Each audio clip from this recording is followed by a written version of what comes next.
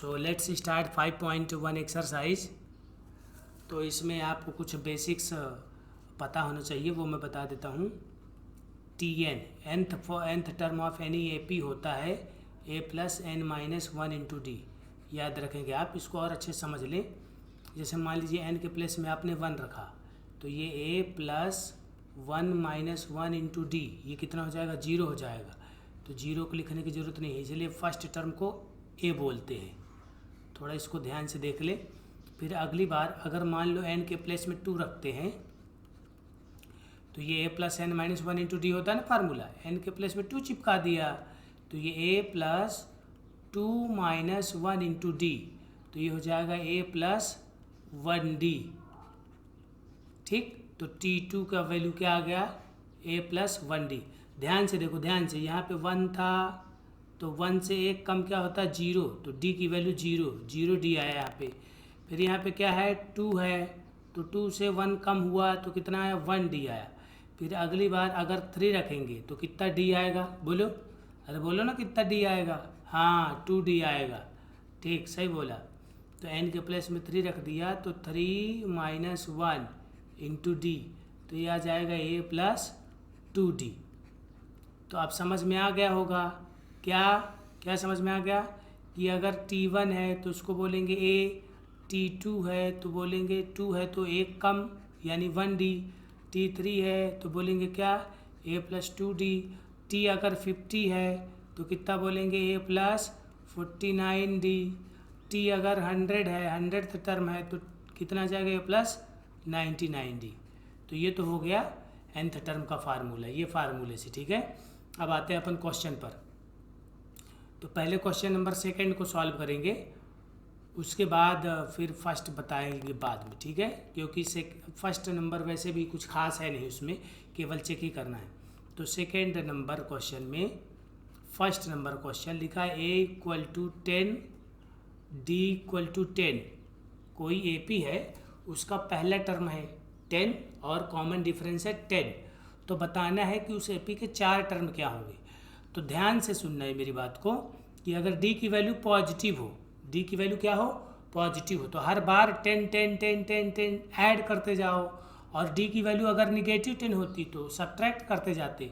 तो देखो, अगर इसका शॉर्टकट बताया जाए आंसर, तो फर्स्ट टर्म तो क्या है इसमें?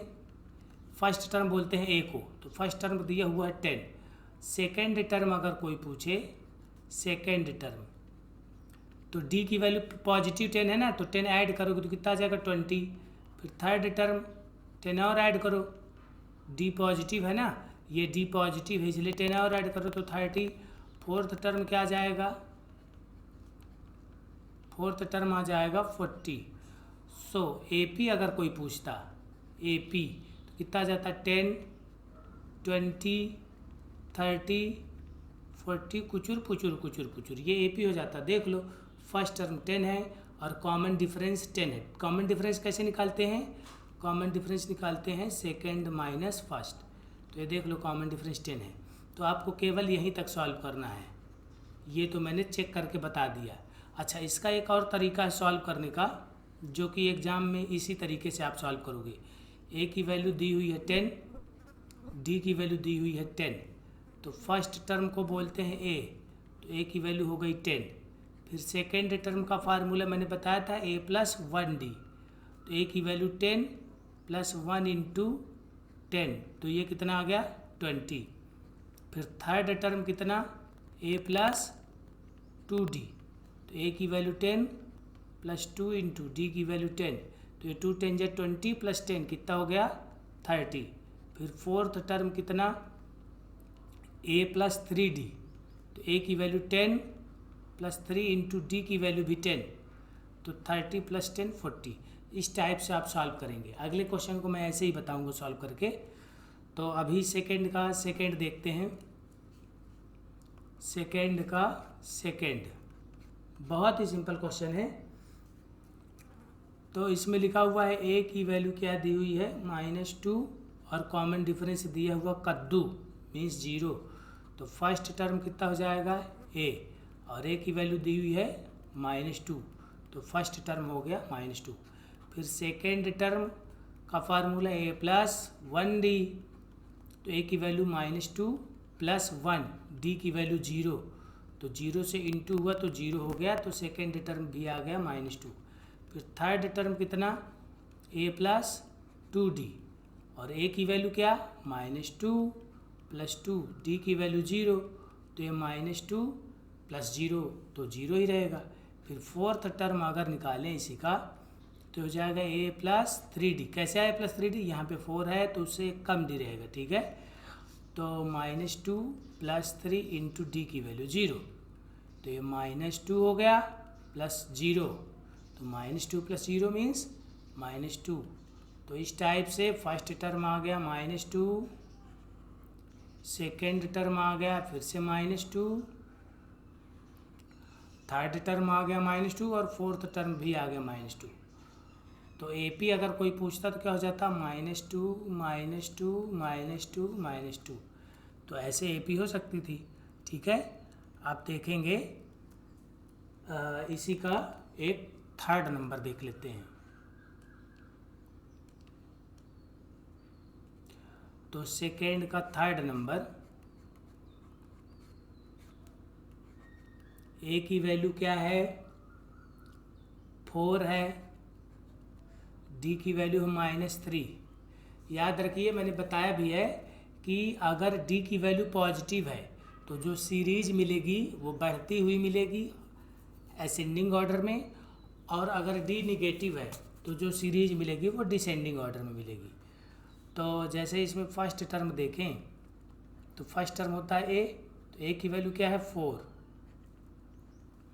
फिर सेकेंड टर्म अगर बोलें तो सेकेंड टर्म ए प्लस 1d होगा, तो 4 प्लस 1 इंटू डी की वैल्यू क्या है -3, तो ये हो जाएगा 4 -3, 3 1 जा 3, तो ये आ गया 1। फिर इसी में थर्ड टर्म अगर देखें तो थर्ड टर्म का फार्मूला क्या होगा, ए प्लस 2d, ए की वैल्यू क्या है 4 प्लस 2, डी की वैल्यू है -3, तो ये हो जाएगा 4 प्लस 2 3 जा 6 माइनस का, तो 4 - 6 क्या आया -2। फिर फोर्थ टर्म अगर निकालें तो फोर्थ टर्म का फार्मूला होगा ए प्लस 3d, ए की वैल्यू है 4 प्लस 3, डी की वैल्यू है -3, तो ये हो जाएगा 4 - 9, तो क्या हो जाएगा -5। तो ये 4 टर्म हो गए। फर्स्ट टर्म हो गया 4, सेकेंड टर्म हो गया 1, थर्ड टर्म हो गया -2, फोर्थ टर्म हो गया 5। तो देखो नंबर डिसेंडिंग ऑर्डर में मिल रहे हैं, पहले 4, फिर उससे कम 1, उससे भी कम -2, उससे भी कम -5। तो अगर डी की वैल्यू निगेटिव होती है तो जो AP होता है वो क्या होता है, डिसेंडिंग ऑर्डर में। फोर्थ क्वेश्चन देखते हैं इसी का।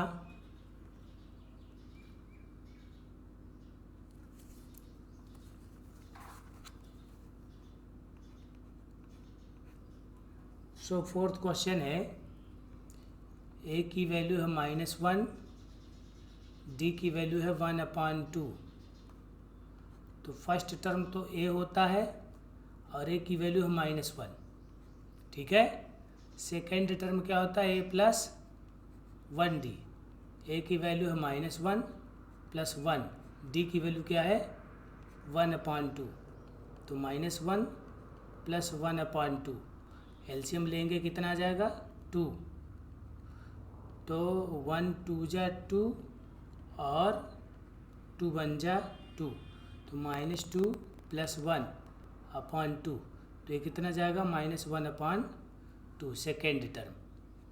थर्ड टर्म अगर बोलें तो थर्ड टर्म क्या होगा, ए प्लस 2d, ए की वैल्यू क्या है -1 प्लस 2, डी की वैल्यू क्या है 1/2, तो ये 2 से 2 कैंसिल आउट, तो -1 प्लस 1, तो ये कितना आ गया कद्दू। थर्ड टर्म क्या आ गया कद्दू।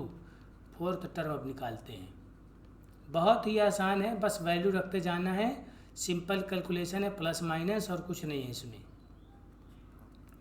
तो हो जाएगा -1 प्लस 3/2, तो 2 1 जा 2 प्लस 3/2, तो ये आ गया 1/2।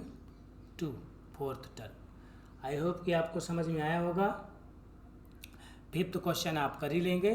अब मैं एक एडिशनल बताता हूँ ताकि आपको समझ में आए कि ये जो एपी है, एपी को पढ़ना क्यों ज़रूरी है, क्यों तुमको पढ़ना चाहिए इसे, क्यों तुम मेरे वीडियो लेक्चर्स को देखोगे, क्या फ़ायदा होगा तुम्हें। तो देखो, सोचना, आपको 1 से लेकर के जोड़ना है 10 तक, मान लो, ठीक है।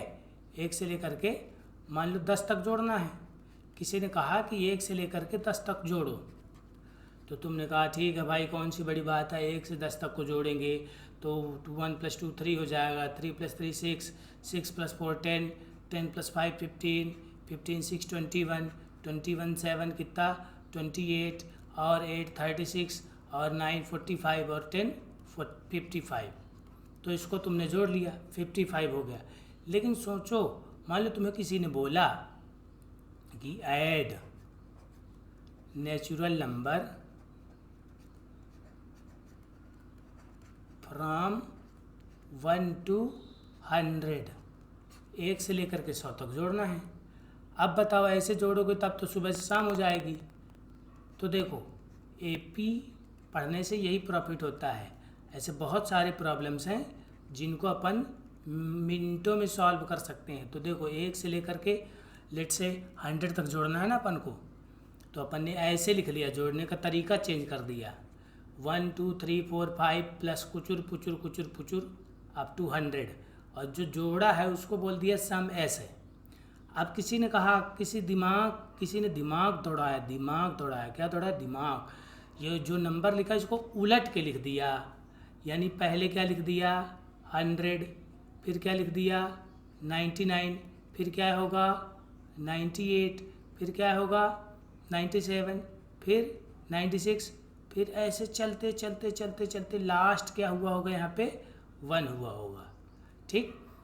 अब जो जोड़ना था जिसको, उसने ऐसे जोड़ा कि s + s कितना हो गया, s + s 2s हो गया, s + s कितना हो जाएगा 2s हो जाएगा।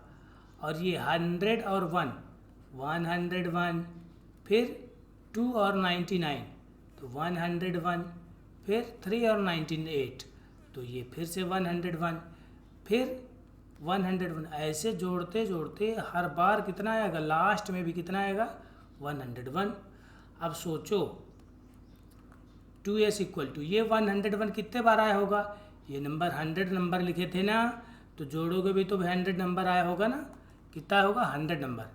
तो ये 101 कितने बार आया, 100 टाइम्स आया। तो अपन को सम चाहिए था ना, तो 101 × 100/2, तो 2 से कटिंग हो गई तो 50 आ गया। तो सारे नंबर्स को जोड़ने पर क्या आ गया 50 50। ऐसे बहुत सारे नंबर्स को आप खुद से जोड़ के ट्राई कर सकते हो, 1 से 50 तक नंबर को जोड़ के ट्राई करना। सो अब इस वीडियो में इतना ही। आई होप कि आपको इसका इम्पोर्टेंस समझ में आया होगा। Thank you so much. If you like this video you can subscribe to my channel.